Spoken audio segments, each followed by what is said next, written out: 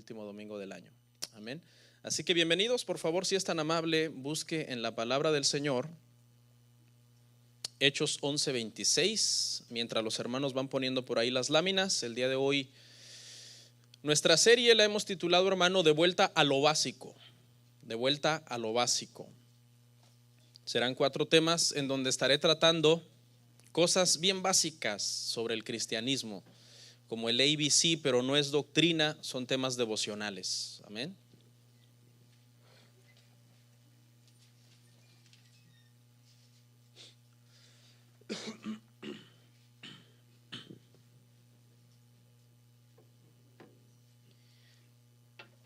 Iniciamos esta serie de vuelta a lo básico, tema 1, y leemos Hechos 11:26. ¿Lo encontró? Dice así, dice: y se congregaron allí todo un año con la iglesia y enseñaron a mucha gente, y a los discípulos se les llamó cristianos por primera vez en Antioquía. Vamos a orar, hermanos. Señor, te damos gracias en esta mañana en que tenemos esta oportunidad de estar en tu casa. Nos hemos gozado, Padre, mientras adorábamos, nos hemos deleitado junto con nuestros hermanos ministros, y ha sido un placer, un privilegio, Padre, el que este día tengamos vida, tengamos salud para poder estar en tu casa. Te pido, Señor, que en este momento me ayudes a poder predicar tu palabra y el corazón de mis hermanos esté preparado, también listo para recibir la enseñanza. En Cristo Jesús, amén. ¿Pueden sentarse, hermanos?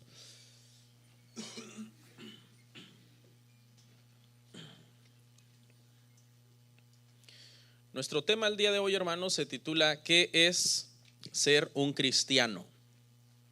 ¿Qué es ser un cristiano? ¿Okay? Serán 4 temas devocionales, los primeros 4 domingos de diciembre, y luego el último domingo 31 tendremos un tema libre, aislado de esta serie. En esta primer tema, hermanos, responderemos la pregunta: ¿qué es ser un cristiano?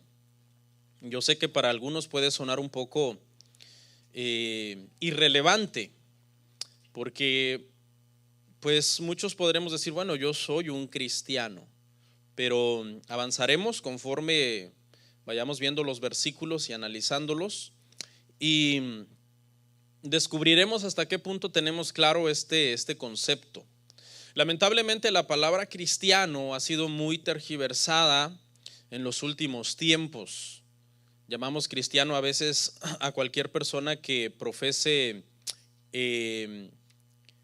ser religioso, o que su vara de moralidad es elevada más que las demás personas.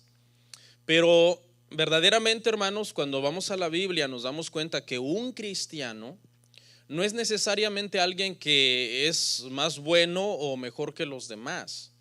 En realidad, ser cristiano es un milagro, es un misterio espiritual, porque un verdadero cristiano, a la luz de la palabra, es alguien que ha nacido por el Espíritu de Dios, ha pasado por un proceso de nuevo nacimiento. Eso es lo que enseña la Biblia. No son meramente cambios externos que cualquiera puede, con un poquito de convicción propia, lograr, sino es algo interno, un milagro interno. Un evangelista acuñó una frase hace un tiempo atrás para decirle a la gente religiosa que no se creyera cristiano solo por ser religioso, y la frase dice algo así, dice: asistir a la iglesia no hace a una persona cristiano, del mismo modo que estar en un garage no te convierte en un automóvil. Tiene mucho sentido, porque muchas veces nosotros asociamos que ir a la iglesia es lo que a nosotros nos hace cristianos, pero eso no es verdad. Mire la definición del diccionario, un diccionario secular. Dice lo siguiente, dice: cristiano es una persona que se precia de creer en Jesús. ¿Cuántos creen en Jesús? No levante la mano, no haga bulla. una persona que se precia de creer en Jesús como el Cristo. Son dos cosas diferentes. Una cosa es creer en Jesús y otra cosa es creer en Jesús como el Cristo. Cuando tú crees en Jesús como el Cristo, prácticamente eso implica dos cosas en tu vida. Número uno, que has depositado tu fe para salvación únicamente en Él. Únicamente en Él. Has depositado tu fe para salvación únicamente en Él. Te saliste del sistema religioso y te diste cuenta que en el sistema religioso no había salvación, sino que la salvación estaba solo en Cristo. Y también implica el que ahora caminas con una vida de arrepentimiento. Son dos cosas. Tu fe hace que Jesús sea tu Salvador, pero tu arrepentimiento hace que Jesús sea tu Señor. O sea, Él gobierna tu vida, Él rige tu vida, Él dirige tu vida. Resume el diccionario secular diciendo: o también es una persona que su religión está basada en las enseñanzas de Jesús. O sea, este diccionario, aunque no es cristiano, nos da un buen punto de partida. Un cristiano es una persona que cree en Jesús como su Señor y como su Salvador, y que se apega también a las enseñanzas que Jesucristo dio. Aunque claro, hermanos, el cristianismo es la religión más grande a nivel mundial, con aproximadamente 2,000 millones de adeptos o de seguidores supuestamente de Jesús. Y cuando hago comillas lo hago porque lamentablemente, si nosotros pasáramos por un escáner espiritual, por decirlo así, a estos 2,000 millones de personas que profesan el cristianismo, quizás, hermano, el número bajaría dramáticamente a que solamente pocos de esos 2,000 millones saben y entienden de verdad lo que es ser un cristiano verdadero. ¿Ok? Ahora vamos a la Biblia. ¿Por qué nos llamamos cristianos? La palabra cristiano, hermanos, aparece 3 veces en el Nuevo Testamento. La primera ya la vimos ahí, fue nuestro texto base. Dice que a los discípulos del Señor se les comenzó a llamar cristianos por primera vez en Antioquía. Y al principio esto era una especie más de burla y de apodo, y tenía un propósito despectivo.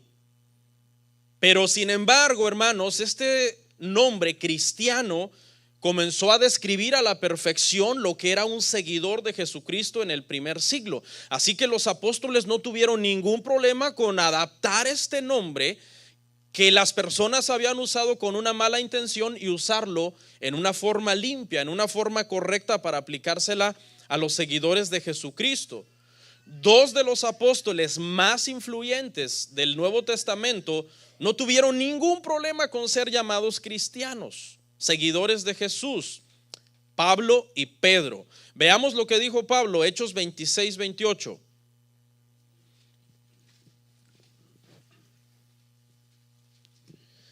Hechos 26-28, leemos el 28 y el 29. Entonces Agripa dijo a Pablo: por poco me persuades a ser cristiano.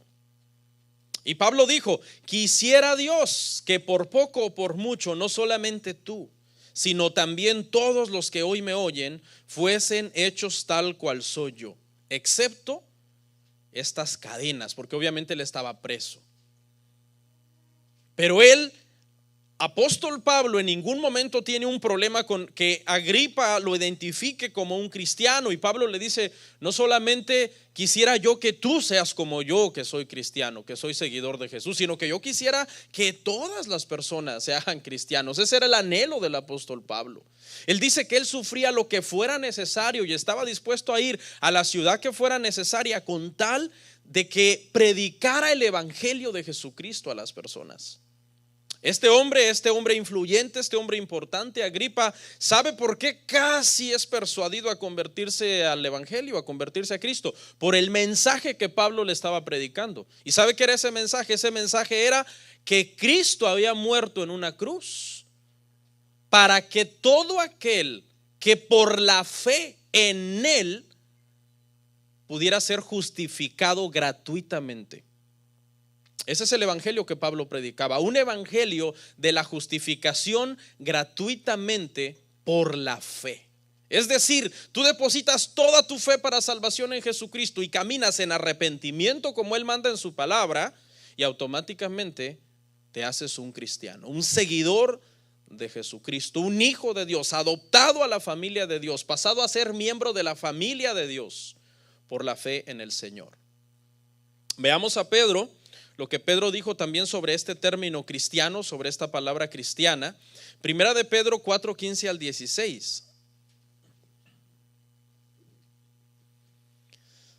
Mire al apóstol Pedro: así que ninguno de vosotros padezca como homicida, o ladrón, o malhechor, o por entremeterse en lo ajeno. Pero si alguno padece como cristiano, no se avergüence, sino glorifique a Dios por ello. Vemos al apóstol Pedro usando este término cristiano como un término bíblico, como un término correcto, como un término que identifica a una persona que su caminar es justo, que su caminar es algo que glorifica a Dios. Por eso le dice: no padezcan como malhechores, no tengan mal testimonio. Este verso, si nosotros pudiéramos ampliarlo, significa muchas cosas.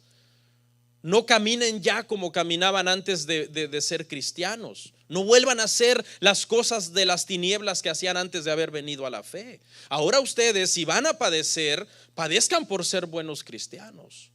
Es decir, aférrense de tal manera a la fe que todo lo que a ustedes pretenda despegarlos de Cristo y los haga sufrir, no importa, ustedes sufranlo. Sufran por Cristo. Entonces, hasta aquí ya vimos los 3 versículos que en el Nuevo Testamento utilizan el término cristiano. Ahora entonces demos una definición bíblica. ¿Qué es un cristiano? Literalmente esta palabra en el original significa seguidor de Cristo, también significa perteneciente al partido de Cristo, o partidario o seguidor de Cristo.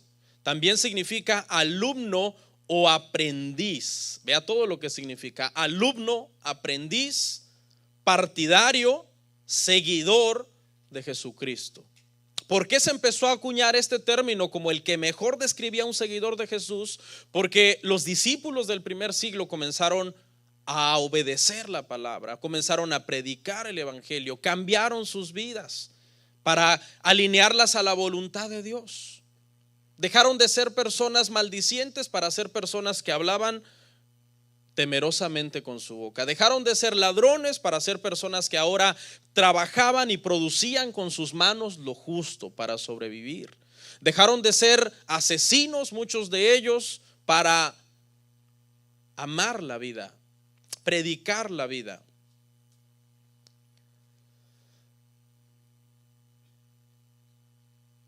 Muchas personas no creyentes se enojan cuando un familiar se vuelve cristiano y lo acusan de diferentes cosas. Por ejemplo, voy a citar 3 acusaciones populares que tu familia no creyente quizás ha hecho contra ti, si es que de verdad reflejas a Cristo. ¿Okay? Porque cuando tú reflejas a Cristo y de verdad tu vida ha sido transformada en Cristo, todas las acusaciones que hacen contra ti es vituperio. Pero cuando tú religiosamente vas a la iglesia y no cambias, y tu familia ve que no cambias, las acusaciones que hacen contra ti no es vituperio, es crítica, y tú te la estás ganando a pulso porque tú no has cambiado. Fíjese, una acusación muy popular: no hubieras dejado la religión, te hiciste muy fanático, te lavaron el cerebro en esa iglesia. Pero realmente, fíjese, hermano, que de acuerdo a la palabra, cuando una persona nace de nuevo, no solamente le es lavado el cerebro, es lavado todo su ser en la sangre de Jesús. Su mente, su corazón, sus miembros. Ahora queremos presentar los miembros para la obra de Dios, aunque hay una ley en nuestros miembros que pretende que hagamos lo malo, pero estamos en una ley superior, que es la ley de Cristo, que es la que rige nuestra vida. Si tú has nacido de nuevo, el Señor te lavó, te santificó, te apartó para Él. Ahora eres de Él, ahora todo lo que tú haces es para glorificarlo a Él. Otra objeción de la parte de las personas que no son creyentes dice: ahora que te hiciste religioso, te crees mejor que nosotros, pero ya se te pasará, ¿no? Esta es una acusación también muy común y pues a muchas personas se les hace realidad de que se les pasa y vuelven otra vez atrás. Pero los nacidos de nuevo de verdad permanecen. Y no es tanto que uno permanezca tanto por su fuerza, sino porque el Señor nos sostiene, hermanos. El Señor nos sostiene con su mano poderosa. Otra objeción: se volvió loco, se metió a hermano. Y quizás hasta lo ven como algo moral y dicen, bueno, es mejor que sea cristiano antes de que pues sea un borracho o sea un drogadicto. Pero el cristianismo es más que un cambio moral. El cristianismo es ser justificado por tu fe. Significa que Jesús tomó tu lugar en esa cruz. Eso significa justificación. Ninguno de estos argumentos en realidad describen a un cristiano. El cristiano quizás ni quería hacerse cristiano, ni estaba pensando en hacerse cristiano, sino que fue algo que Dios hizo, una obra que Dios hizo en la vida de la persona. El cristiano no se hizo cristiano porque ahora trata de ser mejor, porque no es así la salvación. Vayamos a Tito 3, 4 al 5.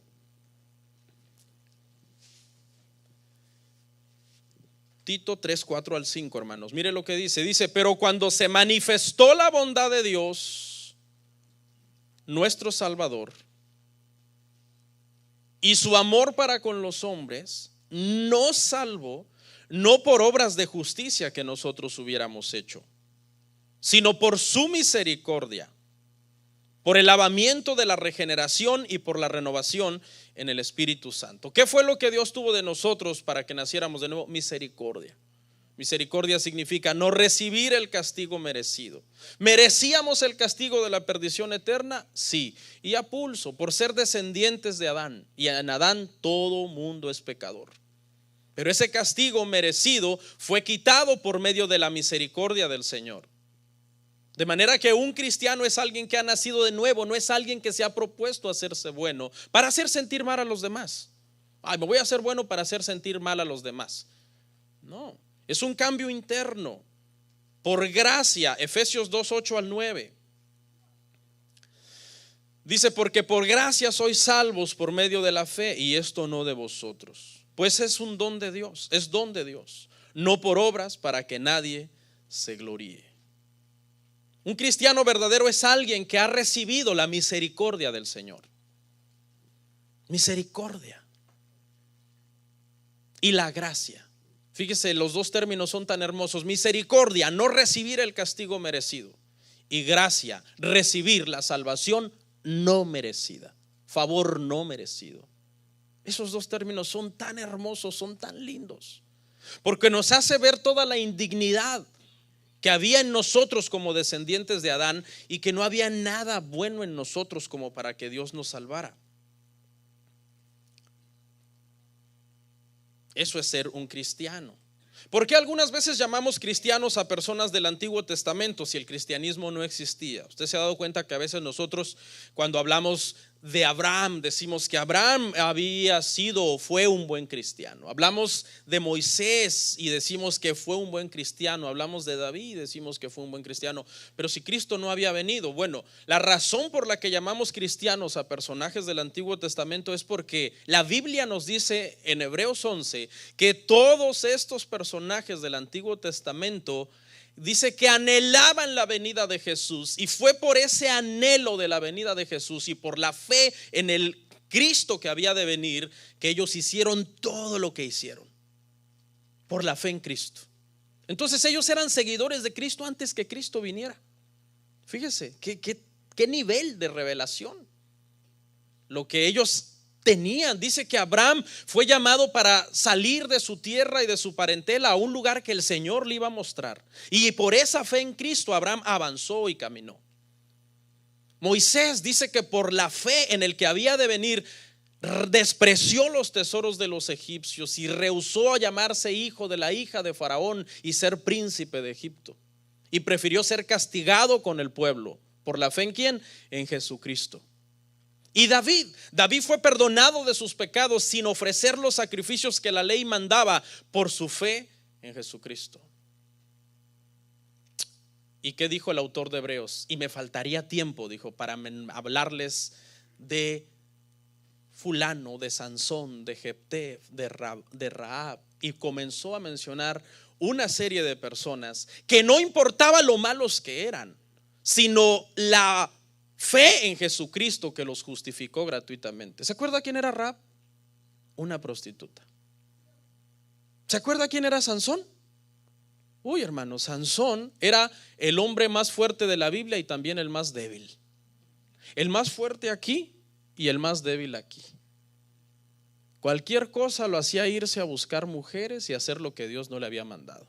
Y el Señor lo cuenta entre los héroes de la fe, porque no era por sus buenas obras, sino porque esperaron al Mesías, anhelándolo que había de venir, y por esa fe el Padre los justificó gratuitamente. Eso es gracia. Eso es el evangelio. El cristianismo no es que alguien se volvió bueno, se volvió fanático, se volvió religioso. Aunque es imposible desprender la palabra religioso de la palabra cristiano. Yo sé que muchas veces los cristianos hemos inventado clichés que suenan bien bonitos, como Jesús no es religión, Jesús es relación. O algunas otras, o algún otro, como por ejemplo, yo no soy religioso, yo soy hijo de Dios. Pero si vamos a la raíz latina de la palabra religión, es bien difícil, porque la palabra religare, la palabra latina para religión significa, religare significa un medio por medio del cual las personas quieren comunicarse con Dios. Eso significa religión. Entonces, si Jesús es nuestra religión, en realidad no estamos mal, porque es nuestro anhelo, es nuestra pasión, es nuestro deseo, es el camino al Padre, es el que nos lleva al Padre, y sabemos que no hay otra forma si no es a través de Él, porque Él mismo lo dijo: nadie vendrá al Padre sino por mí.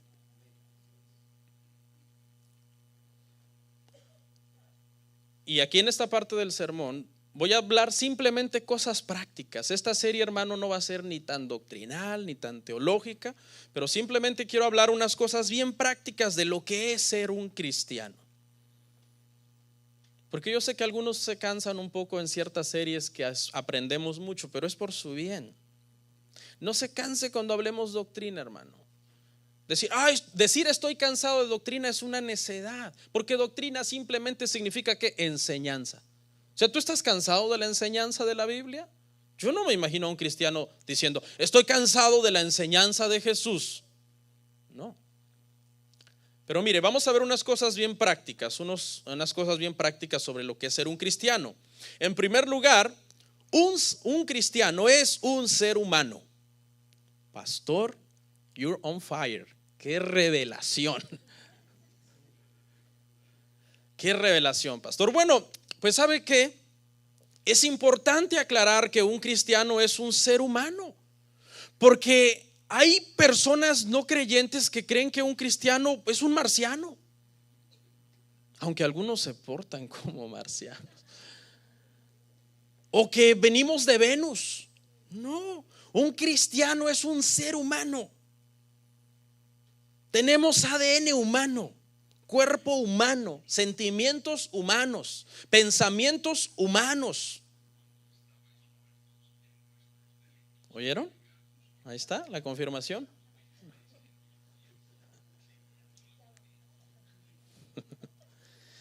El pastor es un hombre con cuerpo humano, piel, carne, huesos, tendones, músculos. Por ahí están.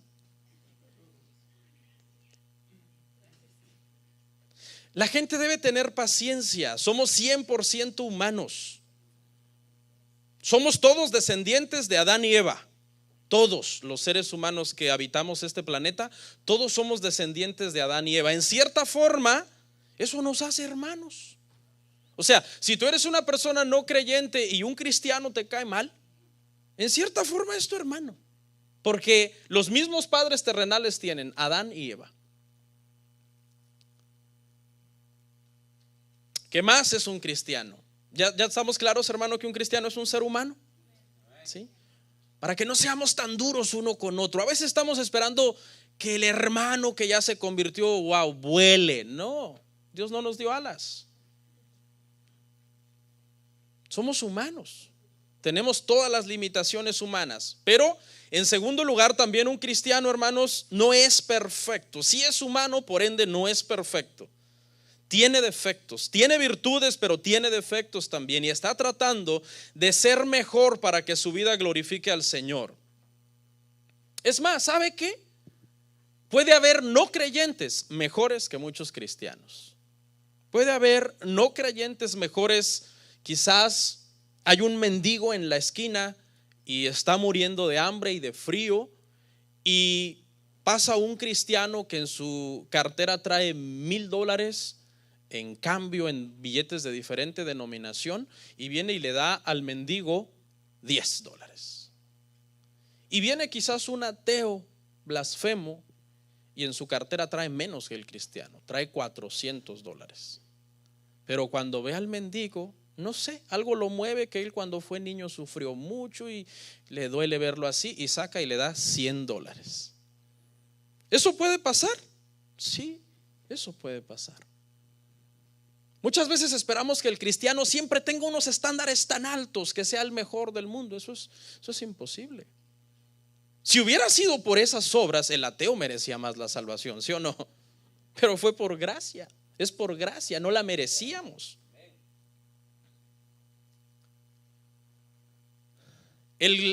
Por lo tanto, si el cristiano es humano y no es perfecto, entonces no existe el papá o la mamá perfecta. A los jovencitos que están acá, les digo una cosa: si tu papá y tu mamá están luchando por ser cristianos, no esperes que sean perfectos, porque son seres humanos. Aunque claro, como padres, el llamado en la Biblia para nosotros es a enseñar a nuestros hijos, darles buen testimonio, amarlos, disciplinarlos y criarlos en amonestación y disciplina del Señor. Pero no somos perfectos como padres. Yo fallo como padre, mi esposa falla como madre. Yo estoy seguro que usted también, y hermana y hermano también. Ahora, le voy a dar 3 consejos a los padres cristianos. 3 consejos. Si usted sigue estos 3 consejos, hermano, le van a ayudar mucho. Mire, número 1, cuando usted falle como padre o como madre, número 1, reconozca su error. Eso le va a demostrar a sus hijos que hay humildad en usted, y que eso que usted profesa de cantar y de leer la Biblia le está surtiendo efecto. Porque si usted comete errores y orgullosamente no lo reconoce, entonces ¿qué van a pensar?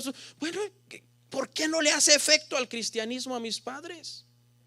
¿Por qué no les hace efecto tanta iglesia, tanta cantadera, tanta lloradera? ¿A qué hora, Señor?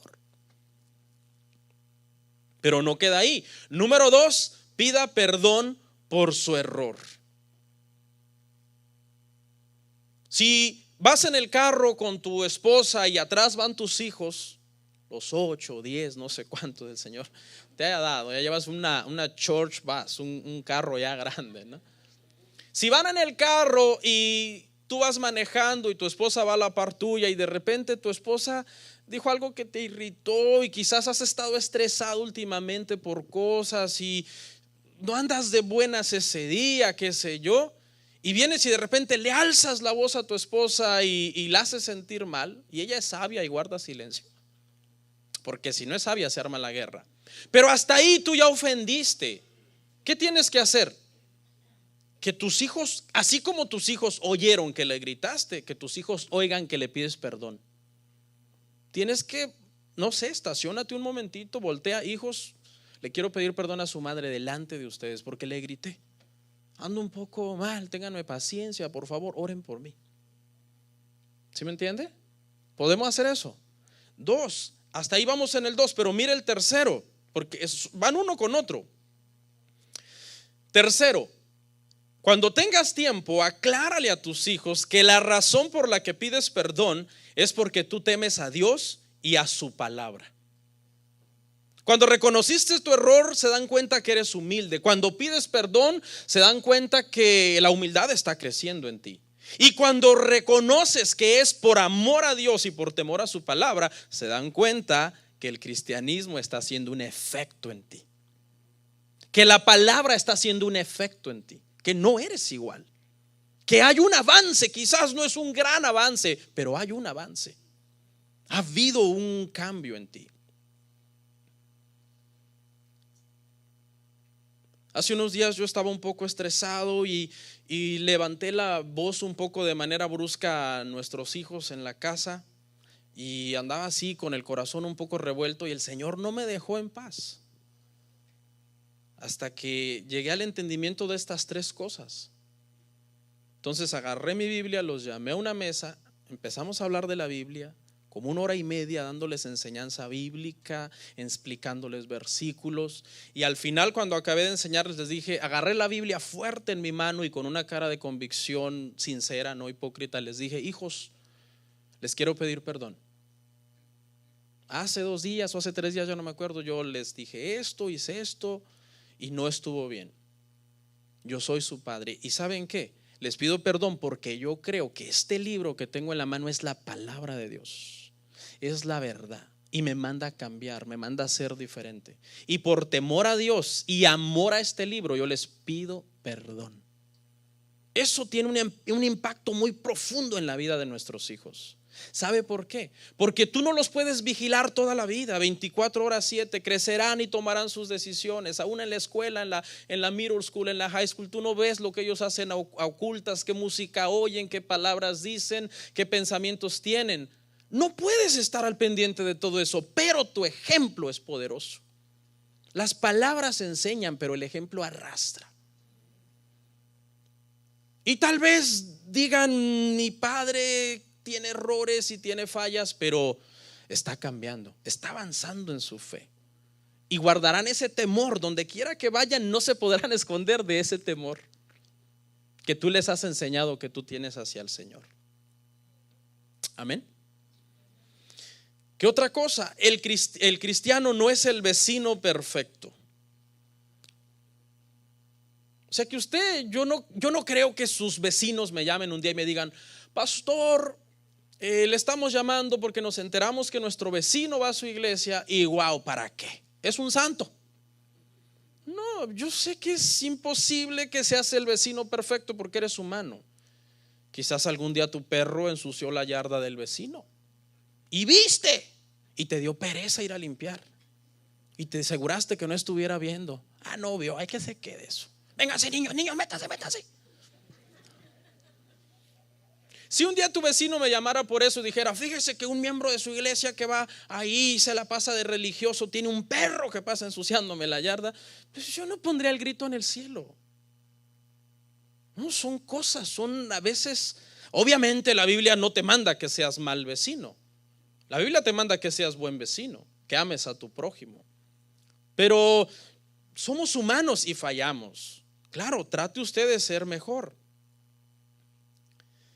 El cristiano no es el ciudadano perfecto tampoco, aunque la Biblia es clara y nos dice que como ciudadanos de un país, de un reino, como se manejaban en los términos antiguos bíblicos, debemos de ser buenos ciudadanos. La Biblia habla, por ejemplo, de dar al César lo que es del César, y eso habla de ¿qué? Pagar tus impuestos.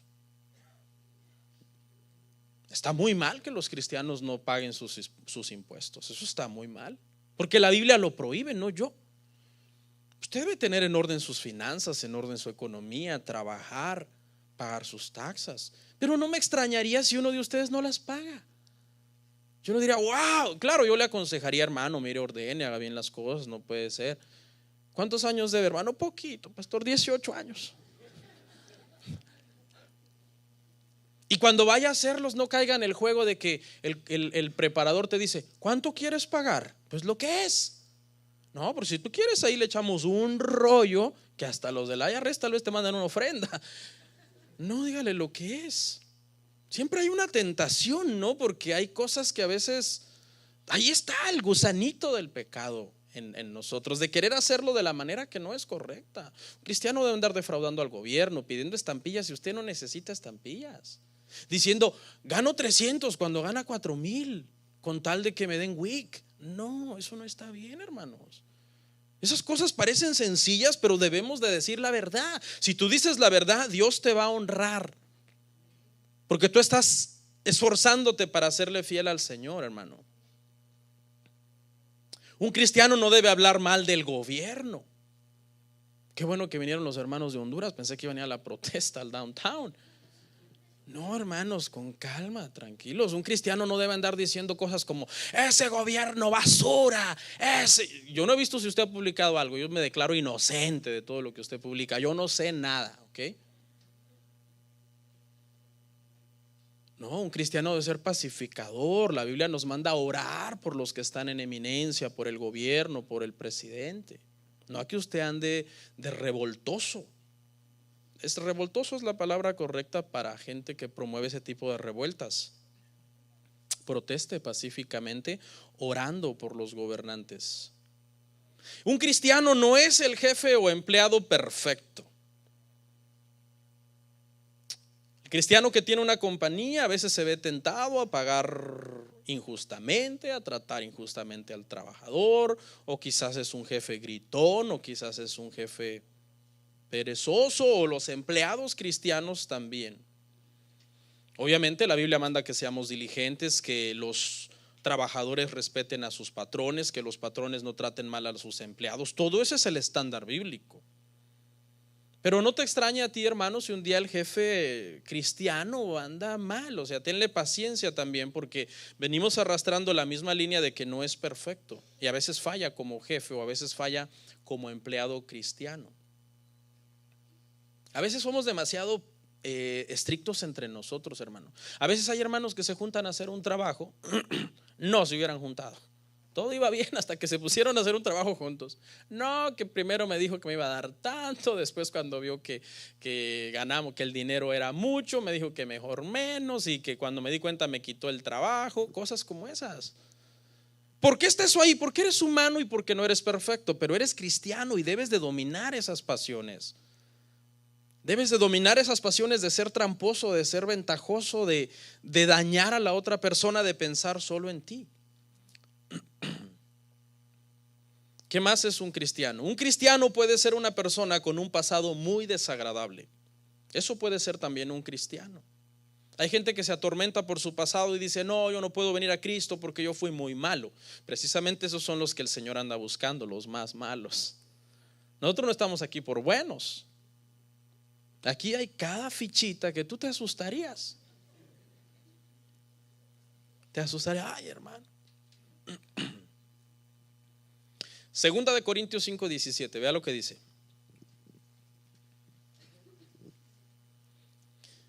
De modo que si alguno está en Cristo, nueva criatura es. Las cosas viejas pasaron y aquí todas son hechas nuevas. ¿Sí? Hay un cambio en nosotros, pero es un proceso.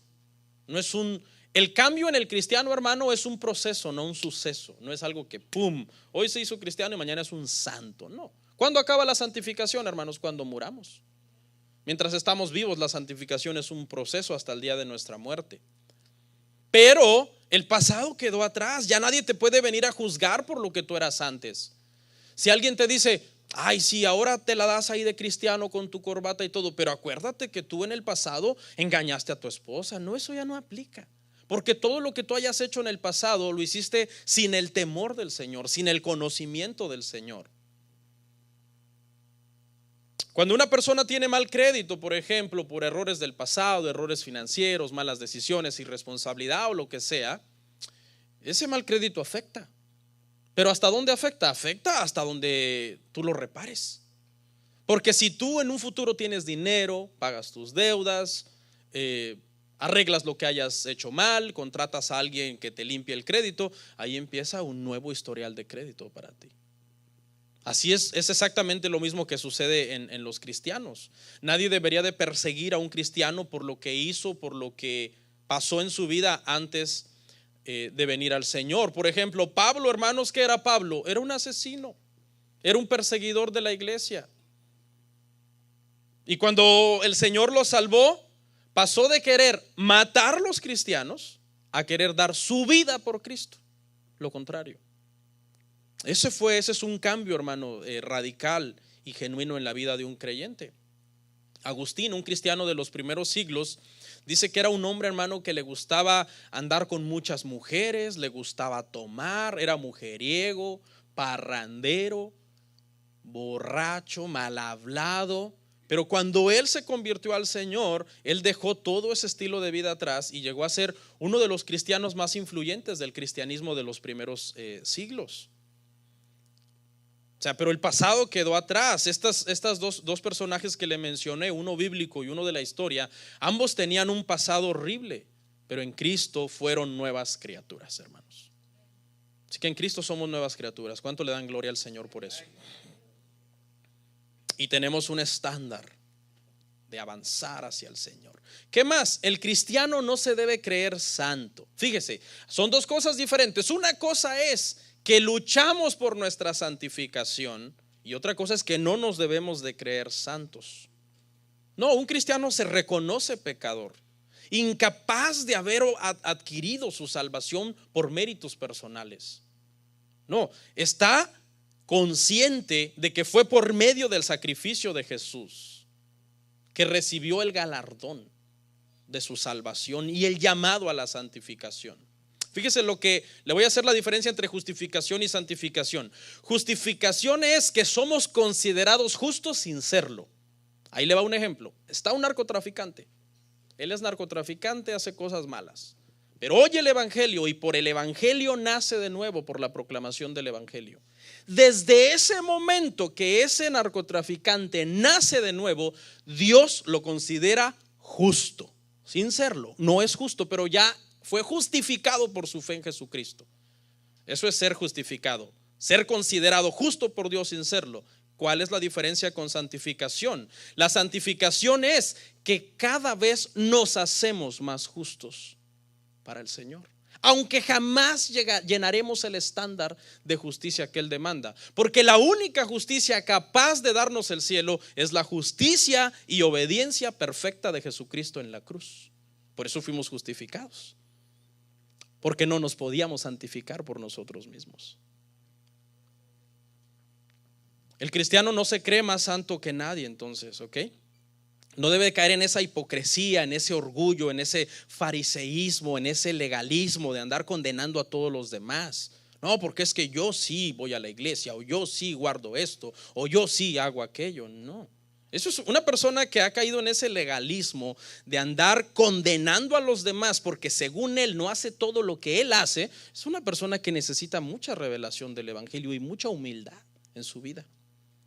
Un cristiano maduro, nacido de verdad, nacido de nuevo, él sabe que delante del Señor su justificación fue gratuita, que no es santo, que es un pecador, que avanza con pasos de tortuga hacia la santificación.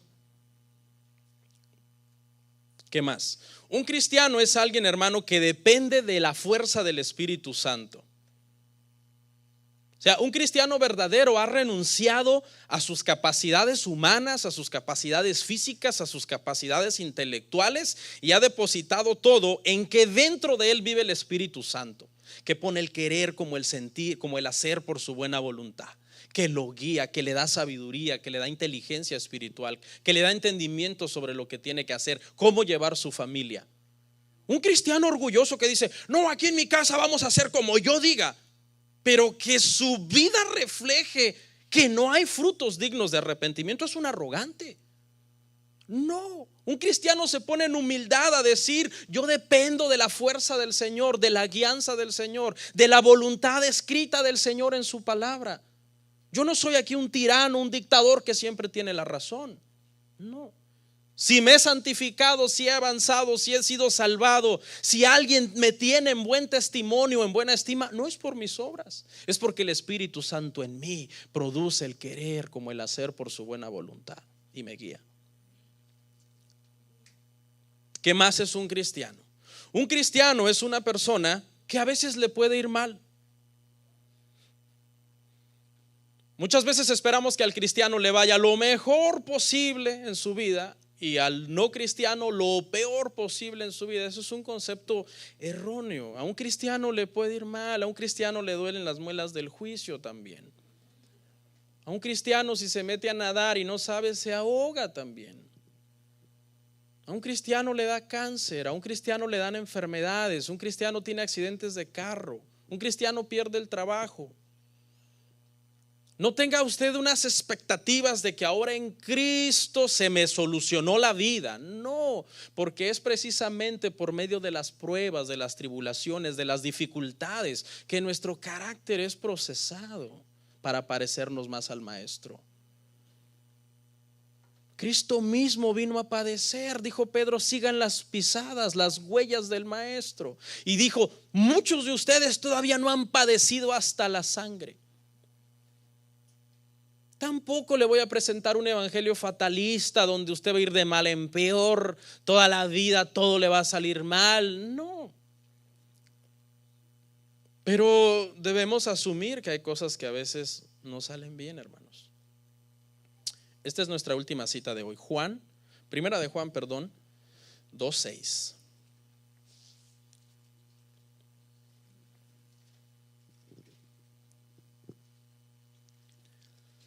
Dice así, el que dice que permanece en él debe andar como él anduvo. Tenemos una nueva vida en Cristo. Dios pone un deseo en nuestro corazón por hacer su voluntad. Yo le diría a las personas que oyen este sermón y que no son creyentes, no te enojes cuando un cristiano te habla de su fe. Un cristiano verdadero, nacido de nuevo, tiene un gozo tan hermoso en su vida, quiere compartirlo contigo. Quiere que conozcas a quien él conoció, que ha cambiado su vida, que ha transformado su forma de ver la vida. Quiero que por medio de este tema práctico y sencillo y hasta corto, veo el reloj, meditemos sobre conceptos básicos, sobre cosas básicas que a nosotros nos hacen creyentes.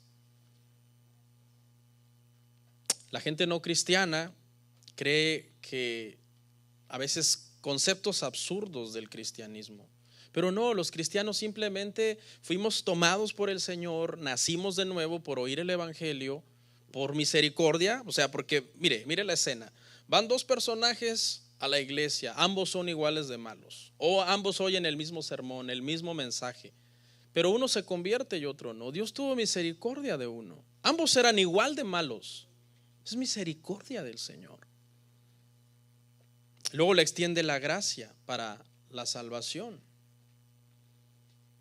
Pero no podemos caer en errores, hermano, de legalismo, de creernos superiores o mejores que los demás, o de creernos un producto ya terminado. Somos un producto en proceso.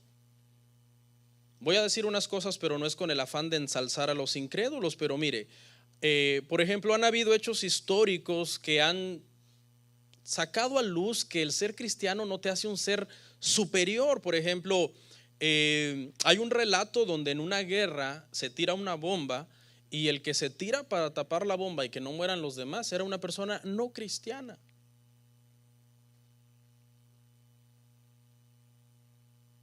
Un ateo se tiró sobre un niño para empujarlo y quitarlo porque un camión iba a matar al niño. Pregunta, si en ese momento hubieran habido ahí dos, un ateo y un cristiano, están en la misma posición, el camión va a matar al niño, ¿quién cree usted que se hubiera lanzado a salvar el niño? Nuestra respuesta inmediatamente, el cristiano. ¿Por qué? Porque el cristiano está listo para irse al cielo. ¿Quién sabe? Luego anda unos ahí, hermano, por la calle de la tristeza, hermano. Pero pastor, el cristiano porque es un guerrero, y como es guerrero es valiente, es más osado. Pues quién sabe, porque hay unos cristianos pusilánimes, hermano, que hasta la llovizna los evita de que vayan al culto. Sacan el dedo, ay, me cayó una gota, no voy a ir hoy.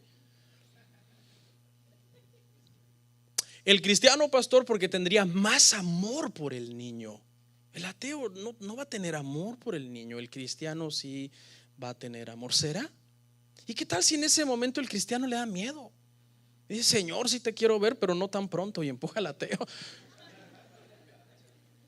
Que se lleve a el diablo. O sea, le pongo este ejemplo para que usted se dé cuenta, hermano, que muchas veces tenemos conceptos preestablecidos ya en nuestra mente, como que el cristiano es el mejor, sus estándares de moralidad, sus estándares de justicia, su valor, su coraje. ¿Qué tal si en ese momento el cristiano entra en shock y se bloquea y se paraliza y el ateo dice, no, pues no me tiro yo?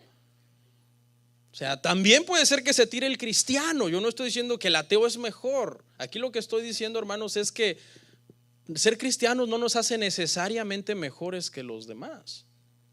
Somos pecadores en un proceso de restauración. Así que con esto cerramos, hermanos. Vamos a pedirle al Señor que cada día, hermanos, nuestros estándares de santificación sean más elevados conforme avanzamos hacia la meta del supremo llamamiento que Cristo ha hecho en nosotros. Le quiero pedir por favor que estemos en pie y oramos.